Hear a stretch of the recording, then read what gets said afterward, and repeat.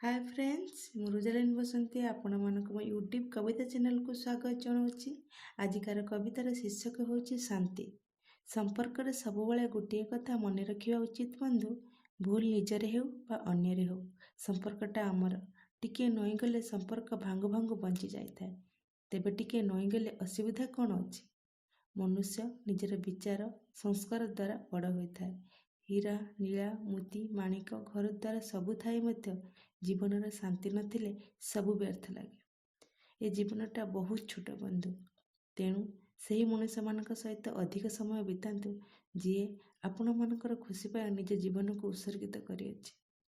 ଖୁସି ଦେବା ଲୋକ ସବୁବେଳେ ଦୁଃଖରେ ରହିଥାଏ, ଦୁଃଖ ଦେବା ଲୋକ ସବୁବେଳେ ସୁଖରେ ରହିଥାଏ, କାରଣ ଏ ସଂସାରରେ ଦୁଃଖ ଦେବା ଲୋକ ହିଁ ଅଧିକ। ନିଜର ସବୁକିଛି ବନିବାକୁ ଚେଷ୍ଟା କରିବା ଉଚିତ ବନ୍ଧୁ, କାହିଁକି ନା ଝରି ଯାଉଥିବା ଆଖିର ଲୁହକୁ ନିଜେ ହିଁ ପୋଛିବାକୁ ପଡ଼ିଥାଏ। ଏ ସଂସାର ଏକ ରଙ୍ଗମଞ୍ଚ, ଅଭିନୟ ହେଉଛି ସାରସ୍ୱତ।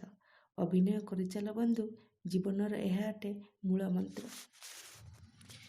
ଆଶା ଅଛି ଫ୍ରେଣ୍ଡ ଆପଣମାନଙ୍କୁ ମୋ ନିଜ ହାତ ଲେଖା କବିତା ପସନ୍ଦ ଆସିଥିବ।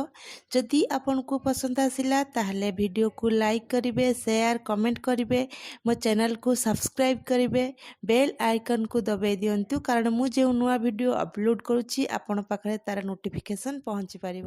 ଧନ୍ୟବାଦ।